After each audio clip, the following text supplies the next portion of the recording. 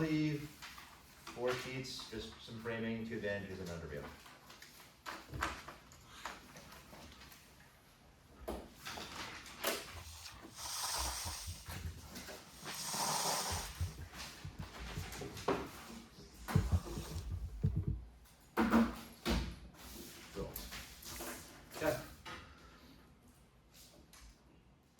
The plan is that this house will not reveal the discovery of the oil reserves in Malawi. The time frame is right now, the funding is not needed, the actor is just this house. It's topical. 1, Malawi definitionally is poor. Over half lives below the poverty line. It's ranked 174 out of 189 of the Human Development Index. 2, it's plan specific. Plan specific debates are key to education. 8th point, it gives link ground to the negative and allows us to debate the impacts of the hypothetical implementation of scenarios. B, it's more portable. We have to debate the implementation of policy, which is definitionally more portable since we go out to vote in the real world. 2, 3, pick ground. Subsidized check because they check back against pick, which are infinitely abused, that move the one is the A. Condos infinitely more abusive means that the app needs to get access to subsidized, or as the net can be infinitely abusive. 4, descriptive grammar. Grammar is contextual, not universal. Subsidized are grammatically legitimate within certain debate because they have been normalized. Just as if we say condos and voting issues means literally nothing inside debate, subsidized are normalized. The advantage. The advantage is war. The uniqueness is that status quo is fragile. Once upon its conflict in 1980, the 1890 Hegel-Zanzibar Treaty remains the sole legal basis for the Lake Malawi border. Malawi claims the entire lake, but Tanzania claims the midline. The 18th point is incentive to dispute. Yeah. What was the tagline for your first name? War. War. Sure. It's some good stuff.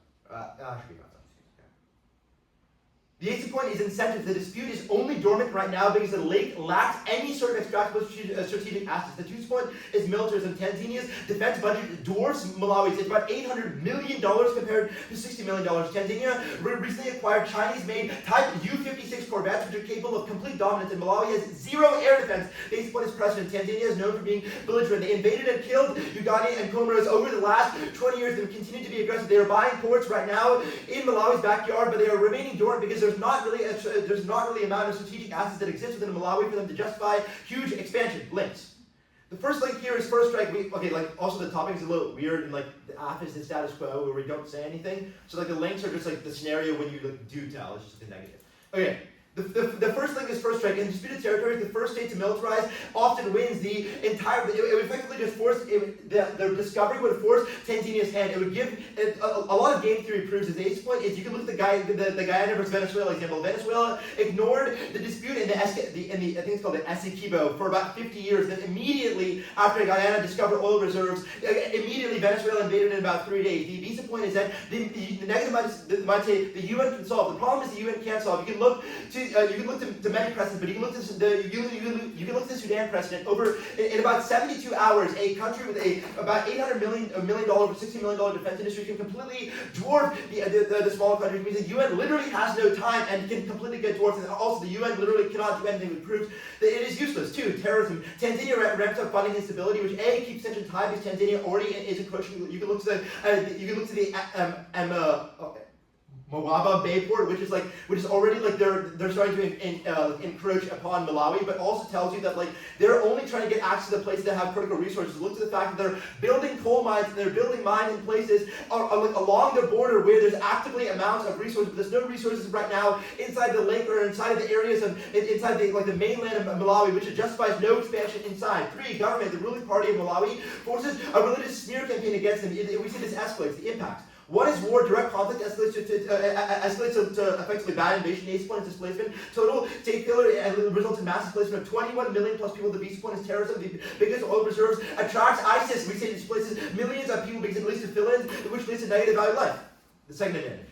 The second advantage is famine. The uniqueness here is Malawi is yeah. What's the tagline? Famine. Salmon? Famine. Okay.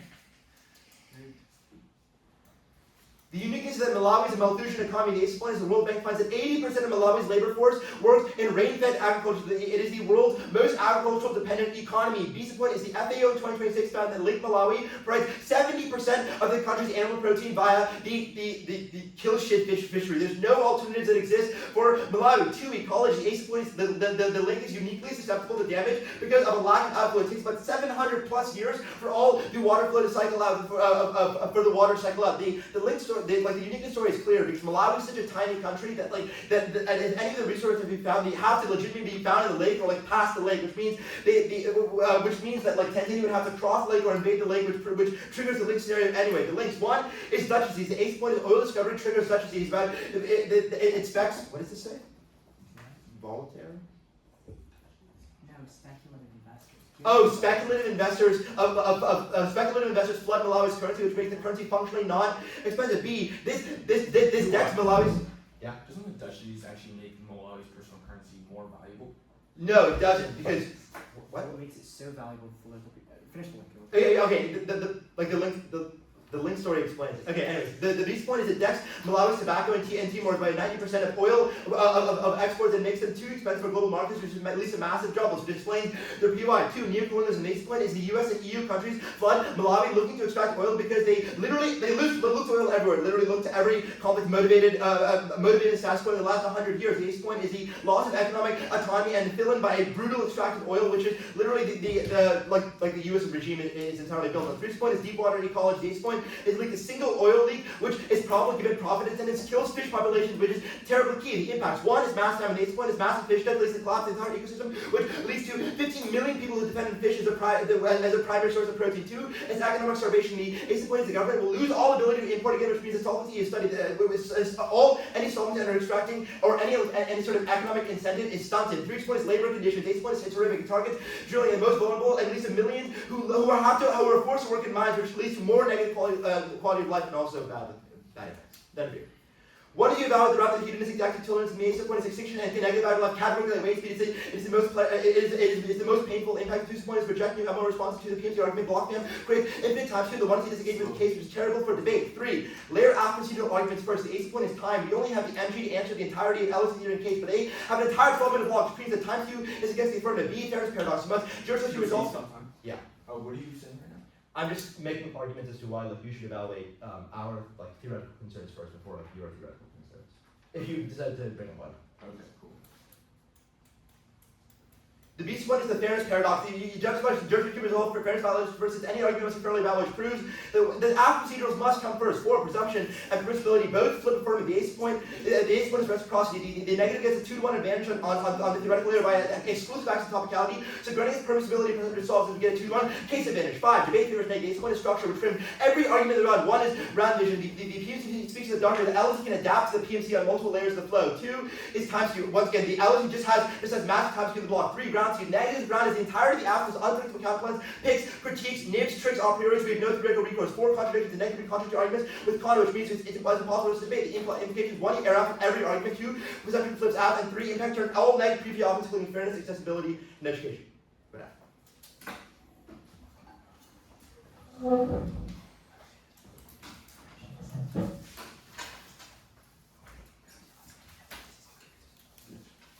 Okay, the roadmap is going to be our side, their side. Pretty simple.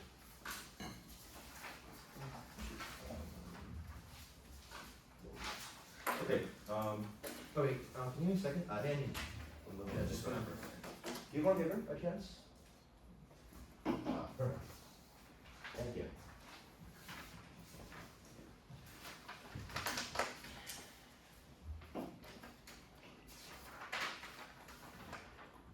You want more? Thank you.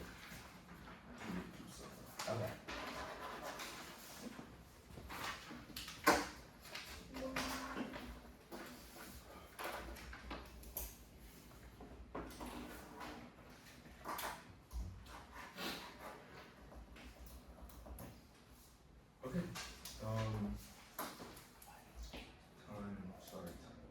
So proud to oppose. This house, as a geologist, would not reveal the discovery of the oil reserves. The first argument is going to be on climate change. And the claim here is essentially that announcing this will directly approve this country's ability to fight climate change and sends for the president. So the first layer to this is on climate response. So the issue with the current world is that wealthy nations produce the most to climate change. They have the most CO2 production, and that means we see that the richest 10% produce 2/3 of global warming. But the problem is that low-income countries, such as the one we're talking about today, will directly bear the greatest burden for a few reasons. First, on their reliance on agriculture. Second, on their weak infrastructure. Third, on their low resources. And also because poorer countries are often located in high exposure areas like South Asia, Sub-Saharan Africa, where they are exposed to heat waves and rising sea levels.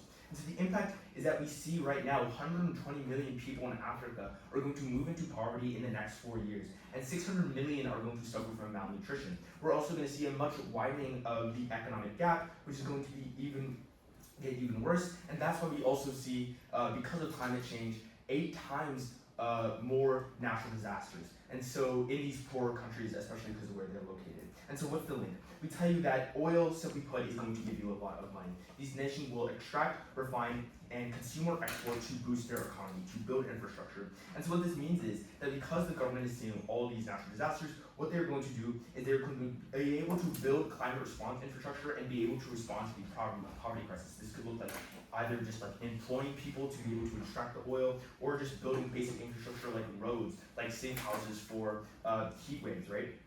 And so that the thing is that this telling the truth about the oil means this country has the better ability to respond to the climate crisis. But second is on how oil is able to develop renewables. Right now, we see that you need oil to make things like turbine blades, solar panels, etc. Right? This is the current energy resource we have now. But the problem is that these agricultural nations rely super heavily on oil. This is what they use. So not only does this mean that they cannot transition due to lack of funds, transition to a more renewable sources, but that means that they're forever stuck in this trap of oil. And so what we need to do is to announce this. And what this allows us to do is not only gain money, but be able to use some of this oil to be able to develop these renewable resources. And the reason why we would see this happening is just again on like a global trend towards renewables and how oil is becoming less relied upon. And so again, the link is simple. We announce this is money that can be put towards climate change and developing these renewables. But third is on how a geologist, you are uniquely obliged to be honest about climate change. Because the thing about geologists is they're the people who talk a lot about oil. They're the people who give information, they're the people who give analysis on the impact of oil, on where it's located, and how we extract it, and determine all these things. So we tell you that as a geologist, we would absolutely have to announce this because we set a good precedent of being honest about our discoveries. When we're dishonest about our discoveries, that looks like geologists actively lying about the impacts of climate change, actively lying about what these oil discoveries are doing. And so we tell you that we want to set a good precedent to the world and other geologists that this is something we are supposed to do. Now moving on to our second argument, which is on economics. So the first to the claim here is that we see there's a potential for profound transformation economically. So currently oil prices have skyrocketed to 100 barrels a day, or $100 a barrel in 2026. And an average farmer in these poorer countries are getting paid between about $7 a day, according to 7 cents a day, according to USDA.gov. And that means you literally have to work 200 days to even come close to the amount of money you make from just 1 barrel of oil. And so the way to improve this economy is very simple. We see that 80% of developed countries depend on oil because they don't have money to invest in green tech yet. So it's not like announcing this will make them less dependent on oil, and it just means that all we're doing is allowing this country to have infrastructure. Yes? So you're saying that oil mining is bad right now, so more oil mining will make it less bad? No. I don't know what argument you're referencing right now, but The what 7 cents argument. what? The 7 cents a day argument. No, so this is about how much they get paid on agriculture. So this is an agricultural economy. This is an oil economy. They're not like, in an oil refinery. This is working on a farm, and they're basically getting paid absolutely nothing. And so let's look at an example of like South Sudan. We see there's 4+ years of flood, and half of the country is underwater, and 70% are in severe hunger. And we've also seen a lot of 20,000 acres lost in arable lands. We also see in like Pakistan, there's mass floods, and these food and agricultural organizations say that more than 70% are in poverty. So right now we see that these nations that rely on agriculture, not just right now, they don't actually like produce the food for themselves, right? They're exporting it. And so that means they are starving themselves. In fact, again, this is literally because of the lack of infrastructure to combat things like climate change, as I talked before, because climate change is actually destroying agriculture. So overall, we see that the economy of agriculture is not sustainable in the future. And so we would have to announce this, because what this means is that we can make a shift away from agriculture. And that means we can produce we can produce this oil, export it, and bring income into the nation so that we can create infrastructure and be less reliant on the extreme instability of agriculture. And so again, this is immediately transforming things like education for students, climate mitigation, social welfare programs, and literally pull millions out of poverty. And also, I just want to touch on like the Dutch effect. This is actually a pro, because what this looks like is because we're exporting this oil and countries are paying their foreign currency, that means the value of the nation's currency increases significantly. That means the agriculture that they export is so expensive that there's no reason to export it anymore. They will simply keep it in their own nation, and that means they can actively feed their own people. But now I'm gonna go over to my opponent's case. So first on like their plan where they say that they have to have Malawi as specifics. Oh, never mind. So first on their first argument, where they talk about war and how there's mass militarism with Tanzania and Malawi, we tell you this is not the case because most countries in the world just don't have, that's not that they don't have the capacity, it's just they don't care. The last two examples where this exact scenario happened, where they announced the war, was Guyana, Senegal, and Nigeria, and we saw things like we saw things like social welfare increase. But on Malawi, this is the key example, where only example of Malawi, so it's not, PY? Yeah. No, thank you. The only example of Malawi is not the only developing country, and we should talk about it in general because this topic could apply to many things, and so being too specific can be harmful. When they talk about displacing people, we say that climate change does far worse, and this is uniquely for an impoverished country, and so it's not just in Malawi, but every single developing country, and so we outweigh on short term and long term because climate change right now is harming, and in the future it's going to harm. Second, on famine, we tell you we completely turn this because of the Dutch effect. We're actually able to better respond to things like famine because of how agriculture is no longer being exported and instead staying in a nation where people are actually able to feed themselves, right? If you're a farmer right now in this nation, you are not feeding yourself. You are instead exporting that money because that is all you have. Whereas now, because we have infrastructure, because we have better welfare programs, you're able to use the crops you farmed to feed your family, and so we say that that outweighs understanding economic benefits. And so because you're always going to announce this to improve the country's economy, to have a better ability to respond to climate change, I'm so proud to go ahead.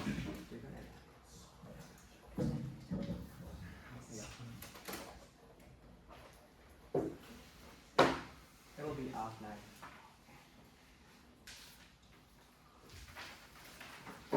Okay. I'm gonna drop down on that.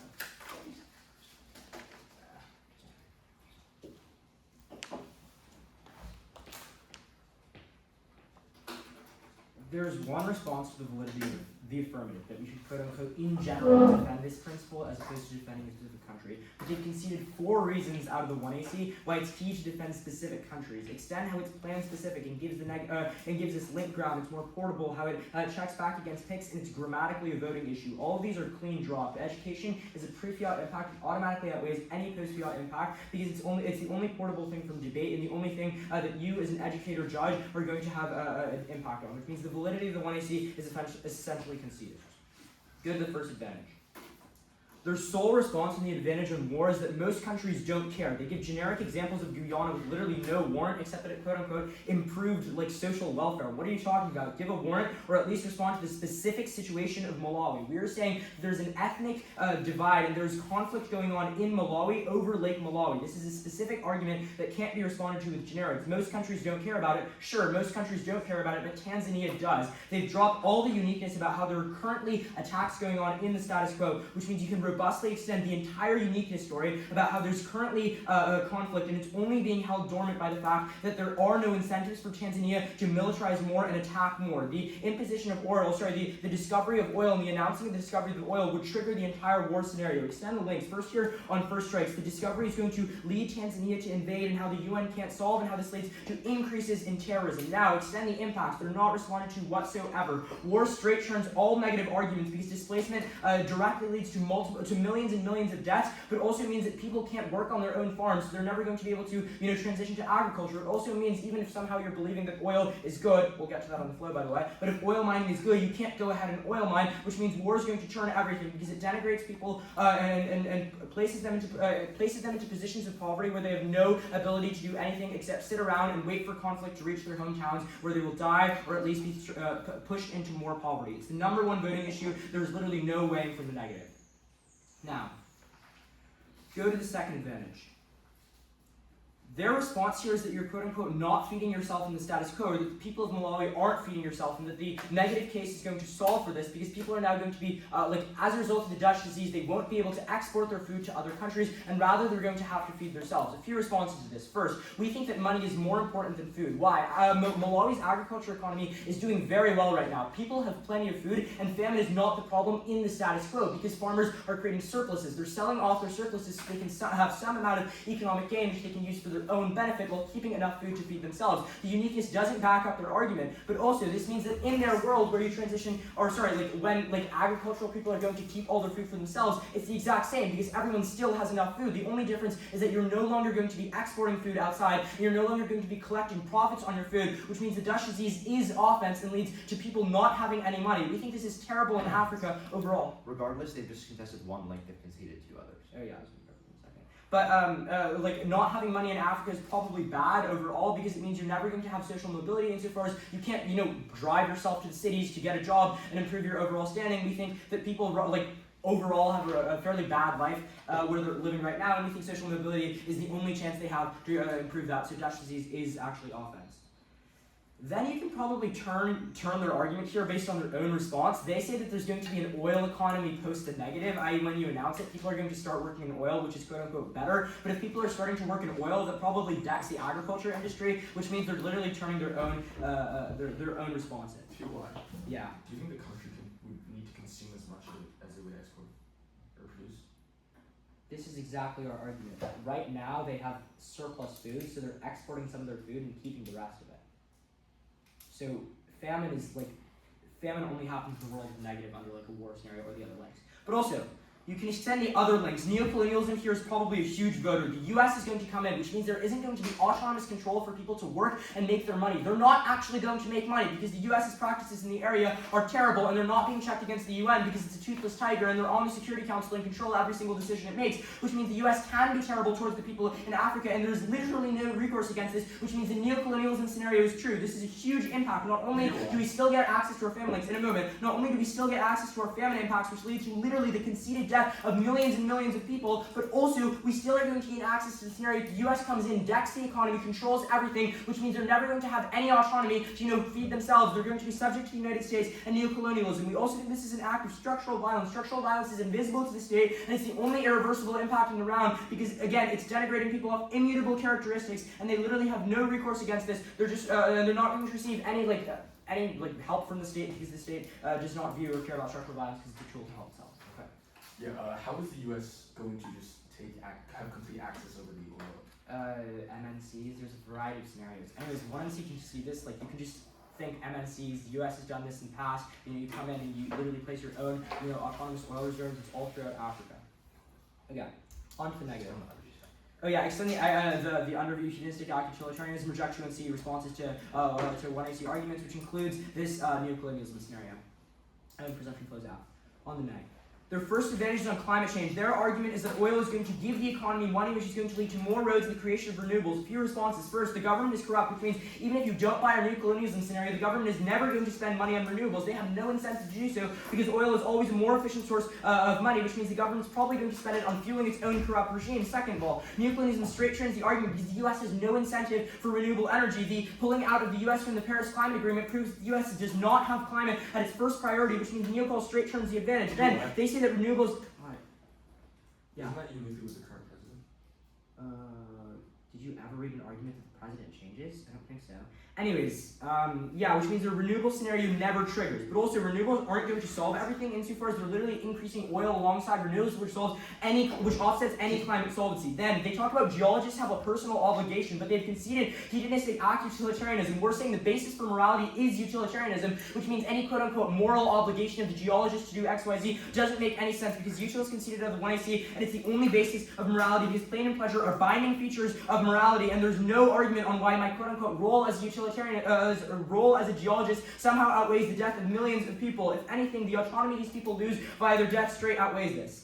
Their second advantage is on economics. It's the same link as the first advantage. They say that there's going to be, farmers are... Also, you zero out the climate. It's Malawi. They have zero impact on the climate, even if they go. Oh yeah, sorry. At best case scenario, like a few more renewables in Malawi is not addressing climate change. There's literally no high impact link here.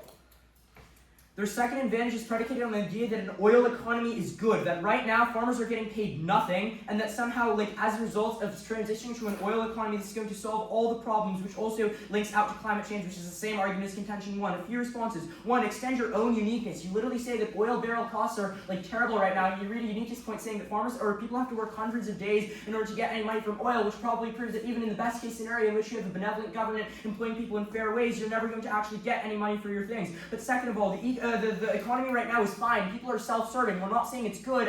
We're not saying that people are doing great, but we're saying that people can at least have enough food. And when you transition to an oil economy, people who work in agriculture are going to be forced out of their jobs in agriculture into oil because of neocolonialism, which means they're not even going to have enough food, which triggers the famine scenario in the first contention. But also, oil mining is worse than agriculture here. It's going to lead to terrible working conditions, which are empirically seen to be worse than agriculture, which is not that.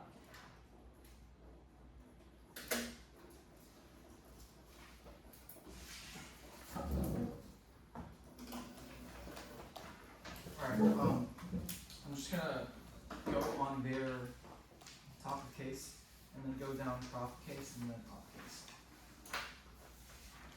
Alright, so everyone agree? Alright. Right off the bat, addressing their point that they mentioned about just this Malawi point, how we should narrow down into one specific state, and that makes this debate most fair. Judge, today's motion is that this House of Geologists would not reveal oil in a poor country, quote unquote, by affirmative, literally narrowing this down to one specific country out of the dozens of developing countries out there that are facing and applicable in today's debate scenario. What they are doing is actively doing an impact-linked turn where they are turning against their own point of education. Why is that the case? We have 20 minutes of prep. As the opposition, what we are doing is literally the most fair in today's debate. We're saying in a general poor country assessing this by the average means, we would go against this. We would reveal this oil. By narrowing this down to literally one single country, and that is Malawi, and as they presented with all of these unique economic and political circumstances, there was no plausible way for the opposition to come up here and give you a sufficient response. It is highly unpredictable because there's so many countries out there. No, thank you. Because there's so many countries out there that we can assess, what we are doing is taking a comprehensive overview. If they simply narrowed this down to Malawi, we have no way of prepping against Malawi's specific case. All we were doing in the 20 minutes of prep was prepping for this overall topic. So by this case on education, how we have more clash, how we have more predictability and clashing debate, that is why Malawi simply cannot be the only assessment mechanism in today's debate because it hinders on an over-specific thing that just we cannot have the sufficient time to prep for it because they didn't announce it before the 20 minutes, nor is the topic Malawi specific. On their C1 on war, they talked to you about this point on militarism, about this defense budget, and largely their entire argument is Malawi specific. First response to this, I've already covered this in my overview about how you should turn this Malawi point, because there's no way for opposition to prep against Malawi's specific case if we're researching this generalization, but also turn this point even if you take this pitch to the highest ground. Why is this the case? Because they literally mentioned that if the United States and other countries are entering this country, as entering Malawi in their scenario, if a US corporation is literally in this country, will the United States not be involved in protecting its citizens if another country is coming in and invading this country? Taking this case to the highest ground, it's simply a turn. If we buy their argument that the United States is going to come into this country, which I'll get to that later about how that's actually profit sharing, and we've seen that in previous examples, the United States and these major countries are not just going to not care about their corporations, and especially these multi-billion-dollar oil corporations left there in a war country. They say that the United Nations doesn't solve, these big countries don't solve. Well, it clearly does if we are buying their case of other countries entering this for this oil profit that's the term because it just contradicts themselves. Again, their point about Malawi, it's not the only example of a developing country. We give you amples of example of how in both Niger, Pakistan, and how in South Sudan and Senegal and Guyana about these specific examples of how this actually worked and how this transformed millions of people out of poverty because of this very specific scenario. We are giving you a more comprehensive overview of today's notion of a poorer country, quote unquote, in general. On their point about claimant, my first speaker has already responded to this by turning their Dutch effect. All they do in their second speech is simply saying money is more important than food. Malawi is very, very good in agriculture, and yet at the same time they say they have a corrupted government. Well, if they have a good agriculture and their government needs money for developing militarism, again, these people who are actually farmers is literally proving our point that these farmers are not getting the actual money that they're earning from agriculture. They're mentioning this point about like social mobility and how money is more important than food. I think money is to buy food, so food is more important because if you have food, you actually eat and live. So money is not more important than food because the whole point of money is for buying food.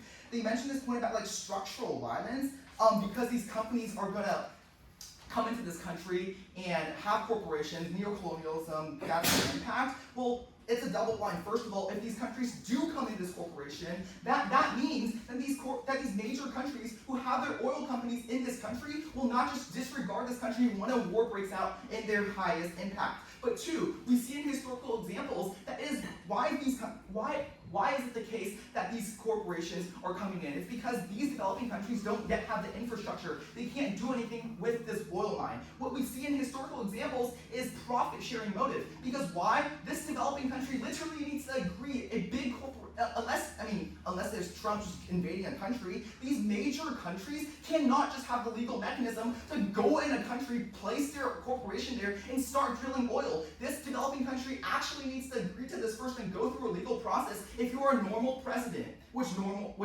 average president is. And if you are going through this legal means, the developing country is not just going to say, you can take all my money. In most cases, it's a profit-sharing motive, and in every single case that we have named to you where this has worked, again, referencing the points that I have mentioned, Can you give an example of like profit sharing? I just gave two examples earlier, but Guyana in 2015 and Senegal in 2024.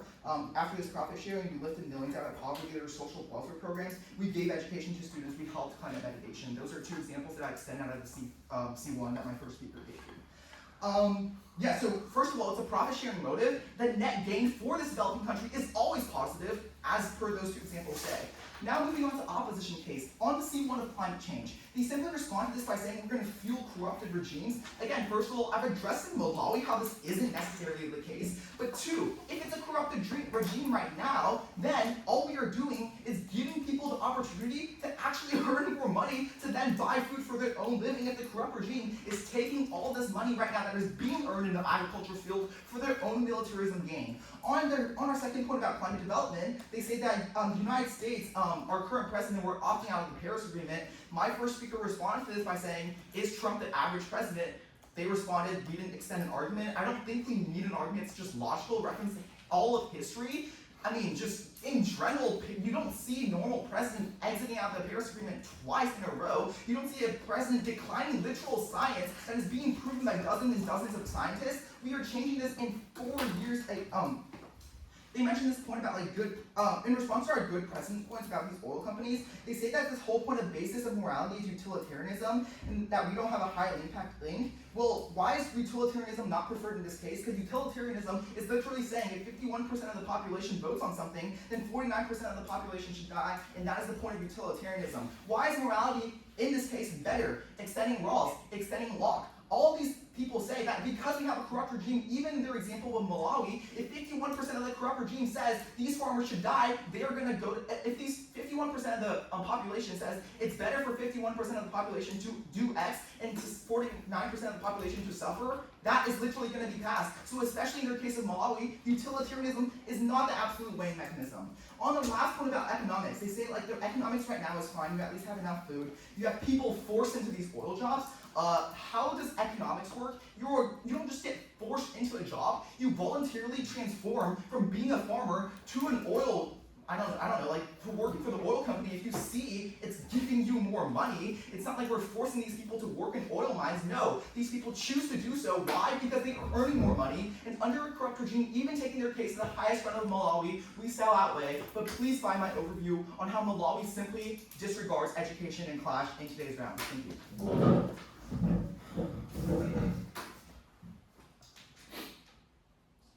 Okay, just gonna give your voters some kind of weight in the process. So, that notes time start now. So your biggest voter for the opposition side is under climate response. We tell you that climate change has the absolute biggest impact right now because these countries, the poor nations, even if it's Malawi specifically, do not have the infrastructure to respond to the harms of climate change. This is natural disasters, this is heat waves, right? And so what this means, and this is also things like flooding. And so what this means is that when we're stuck in this agricultural system that is also vulnerable itself to climate change because you need good land to grow food, we tell you that this is a naturally repeating cycle. And so the reason why climate change is going to be your most important voter and have the highest impact is because, first of all, under this weighing mechanism of utilitarianism, we tell you on magnitude. Climate change directly affects hundreds of thousands of lives and millions of people being pushed into poverty right now in very, very short term. But even in the long term, if we do not respond to it, we still tell you this is actually even worse because again, because we're so reliant on this agricultural economy and climate change is actively destroying the land, that means people are even further pushed into poverty and now they can't even grow food to feed themselves. And so what this means is that climate change is absolutely not highly probable because we see it right now. It has high magnitude under people losing their lives, people putting into poverty, and it has high irreversibility because we can't put nutrients and stuff back into the soil. And so we see that you're going to be voting affirmation because they basically failed to respond to the fact that what we do through this announcing the oil means that we have the ability to actually mitigate the effects of climate change. The biggest reason why these low-income nations, why these poor nations cannot respond and are most impacted is because if there's a natural disaster, they don't have the infrastructure to support people. They don't have the infrastructure to help people. And we tell you this is priority number one when you have this nation announce the oil and be able to profit off of it, even if it means sharing the profits with a country like the United States. So under utilitarianism, you're voting on time frame, on probability, on magnitude, and reversibility. And now my opponents are going to come up here and just really hammer in this war-specific scenario for Malawi. Again, cross-apply everything my second speaker already explained about how the Malawi specifics is completely unpredictable due to the magnitude of countries that are in poverty. But so first of all, we tell you that this is like too specific to be predictable, but even if we still tell you we outweigh because of the lower probability of this scenario. But also on absolute utilitarianism framework that again turns against their specific Malawi example and their own argument, because if you benefit like the corrupt regime, they will do it, and that's exactly what we're trying to prevent. And so ultimately, at the end of the day, you're faced with these two mechanisms to weigh against. You have either the war scenario or you have this climate response scenario. And we tell you, because of first on the magnitude and the time frame, this as under utilitarianism, we have repeated suffering for years and years and years. Whereas in the war scenario, because of the low probability, whereas climate change is absolute probability, there isn't a guarantee that it's actually going to happen and that it is going to be extremely prolonged. And so that means you're voting negation because of these weighing mechanisms. We affect people right now in the short term where climate response is happening right now. We affect in the long term because we need to fix the agricultural land. We need to actually have an economy. Same people, we have absolute probability, whereas their probability is sketchy and not so sure. And again, on magnitude, climate change has the biggest impact because the entire nation is affected. And again, on reversibility, right? You cannot bring this land back. You cannot bring people's homes back. And so for those reasons, I'm so proud of those. Cool. Okay. I'll go like news sheet stuff, but for like just summary, but you can go like flow-wise underview stuff, the framing page, like the case stuff, then go after that. Cool. Okay? Yep. The problem is the TUNC has made too many technical concessions. They've conceded that applicant individuals must come first because of time skew, and they've conceded that you must reject every new TUNC response because of block spam, which creates unfairness. This is proven to be the round. A, they've literally restarted the framework in the TUNC. They've proposed roles, and they've not contested the 1T, which is proof that you should literally reject on-phase new TUNC response. They've conceded that this creates 1T disengagement with the case, which means that they literally have no game on us, and the MG is forced to just reiterate our case and not engage in any arguments, which proves that a priori you must reject every new TUNC response you hear, which means that you must protect the flow first and foremost. That means literally every argument they go for as a collapse cannot be voted on because it is literally a new argument. Now, subsets. They have said that we should be defending the entirety of the resolution because A, it's more predictable. The problem is they've conceded functional limits. The topic allows us to defend a subset because it says a country, which is proven because functional limits outweigh because it guides predictability. Functional limits are better. They've not read a reason why predictable limits are better than functional limits. Functional limits allow us to defend specific apps, which outweigh. You've also conceded 4 reasons why we are more educational. You've conceded the definition of Malawi is more definitionally poor, and they're one of the poorest countries, which means that you in your prep you should be looking through this first. Second, you've conceded that plan-specific debates are key for education, which outweigh. You've conceded that proposing a plan and proposing a specific app is better because it's more portable. We learn how to engage in specific policies, which is a weighing argument conceded out of the 1EC and the 2EC. The block has not responded. You've conceded that picks moot the entirety of the 1EC, i.e., if we defend whole resolution apps, you get picks, which destroy education way more, which means that their model isn't solved. Look, if your dissets were whole resolution, like it disproved every single subset, then you wouldn't have a problem. But because your dissets only apply to everything but Malawi, you're just running a pick, everything but Malawi, which proves that there's proven views in the round. You've also conceded descriptive grammar, which means that there is no way you can ever pull the trigger on the subset app. The app is legitimate, extend the plan. The only other argument here is there's less clash, but what you've conceded predictability, which is the internal link to clash, and you've conceded pick around and plan-specific debates, which are key internal links to clash on our side, which outweigh you. Now, util.